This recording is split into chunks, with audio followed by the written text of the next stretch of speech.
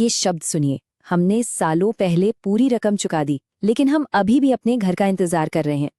ये सिर्फ एक शिकायत नहीं है दोस्तों, ये एक टूटे हुए वादे और एक अधूरे सपने की बहुत दर्द भरी कहानी है।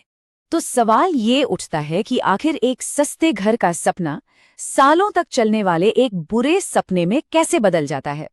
आज हम इसी सवाल की तह तक जाएंगे। जरा सोचिए, क्या होता होगा जब कोई परिवार अपनी पूरी जिंदगी की कमाई एक ऐसे घर में लगा दे जिसकी चाबियां शायद उसे कभी मिले ही ना। चलिए इस मामले को करीब से देखते हैं। हम बात कर रहे हैं आशियारा केस की, एक ऐसा प्रोजेक्ट जहां घर का सपना बस एक सपना ही बनकर रह गया। तो इस पूरी कहानी को समझने के लिए हम इसे कुछ हिस्सों में देखेंगे। पहले बात करेंगे कि वादा क्या था, फिर देखेंगे कि इंतजार कितना लंबा हो गया। इसके बाद हमारी अपनी एनालिसिस क्या कहती है, अधिकारियों का क्या कहना है, और सबसे जरूरी अब आगे क्या होगा। तो ये कहानी शुरू होती है गुरुग्राम के सेक्टर 37C से। यहाँ पर एक किफायती घर का वादा किया गया था। ये एक ऐसी उम्मीद थी जो कई मिडिल क्लास परिवारों के लिए उनकी जिंदगी का सबसे बड़ा सपना था। ये सब शुरू हुआ सरकार की एक खास पॉलिसी के तहत, जिसे कहते हैं अफोर्डेबल ग्रुप हाउसिंग पॉलिसी। इसका सीधा सा मकसद था कि आम आदमी को उसका अपना घर मिल सके, और इसी सरकारी भरोसे पर लोगों ने अपनी पूरी जमा पूंजी लगा दी। और इसी पॉलिसी के तहत लॉन्च हुआ आशियारा प्रोजेक्ट। सोचिए, एक सुनहरा मौका, एक अच्छी लोकेशन और ऊपर से सरकारी योजना का भरोसा। कौन नहीं चाहेगा। बस इसी उम्मीद में सैकड़ों परिवारों ने इस सपने को सच करने के लिए अपना सब कुछ दांव पर लगा दिया। लेकिन कहानी में एक बहुत दुखद मोड़ आया। जो एक छोटी सी खुशी की यात्रा होनी चाहिए थी, वो एक कभी न खत्म होने वाले इंतजार में बदल गई। बुकिंग से शुरू हुआ ये सफर अब सड़कों पर प्रोटेस्ट तक आ पहुंचा है। जरा इस टाइमलाइन पर नजर डालिए। 2018 में बुकिंग शुरू हुई। 2022 आते आते लोगों ने अपनी सारी जमा पूंजी दे दी, पूरा पेमेंट कर दिया। लेकिन 2025 में काम रुक गया और 2026 में इन परिवारों को इंसाफ के लिए सड़कों पर उतरना पड़ा। हाँ, पूरे 8 साल।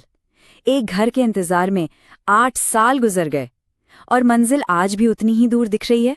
तो सवाल ये है कि आखिर गड़बड़ हुई कहाँ। हमने जब ऑफिशियल रिकॉर्ड्स को खंगाला तो जो सामने आया वो सच में चौंकाने वाला था।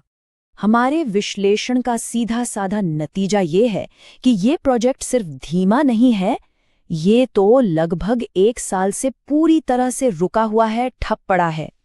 और ये हम हवा में नहीं कह रहे हैं। ऑफिशियल साइट इंस्पेक्शन रिपोर्ट्स भी यही कहानी बताती हैं। कई टावरों में फिनिशिंग का काम अधूरा पड़ा है, साइट पर मजदूर ना के बराबर हैं, और कंस्ट्रक्शन का काम तो लगभग 1 साल से बंद है।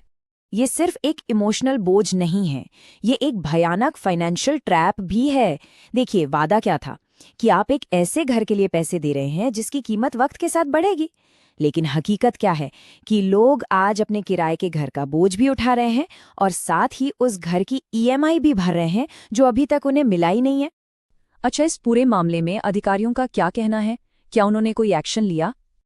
तो प्रोसेस के हिसाब से क्या हुआ, पहले शिकायतें दर्ज की गईं, फिर साइट का इंस्पेक्शन हुआ और हाँ, ये मान लिया गया कि काम वाकई में अधूरा है। इसके बाद फाइल को आगे की कार्रवाई के लिए बड़े अधिकारियों तक भेज दिया गया और आखिर में अधिकारियों ने खरीदारों को सलाह दी कि वो अपनी शिकायतों के लिए रियल एस्टेट रेगुलेटर यानी रेरा के पास जाएं।